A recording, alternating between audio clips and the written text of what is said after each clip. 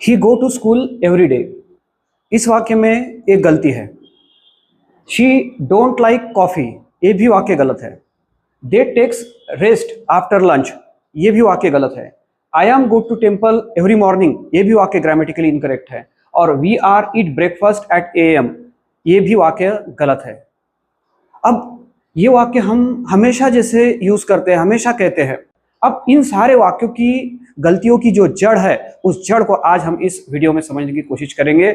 और मैं आपको यकीन दिलाता हूं कि इन सारी जो गलतियां इस वाक्यों में हुई वो सारी गलतियों की जड़ एक ही है। और उस जड़ को हम अगर मिटा देंगे, उस पर अगर हम स्ट्राइक करेंगे, तो मैं यकीन के साथ कह सकता हूं कि इसके बाद आपकी ये गलतियां नहीं होंगी। इस गलतियों को हमें हमारे लैंग्वेज से रिमूव करने के लिए, इरेडिकेट करने के लिए हमें एक इंपॉर्टेंट टॉपिक सीखना है। और मैं आपको रिक्वेस्ट करता हूं कि आप आखिरी तक, एंड तक इस वीडियो को देखिए।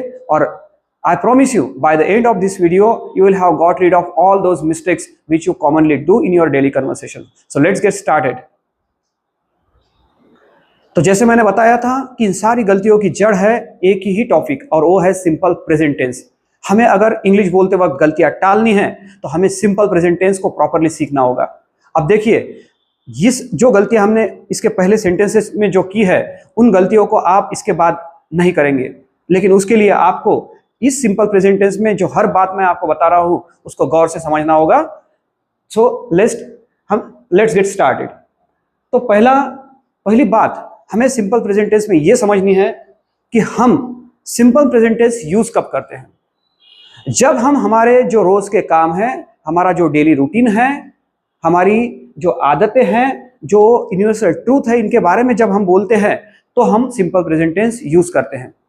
जैसे हमारी आदतें हैं कि हम सुबह जल्दी उठते हैं, हम मॉर्निंग वॉक के लिए जाते हैं, हम दूध पीते हैं, या किसी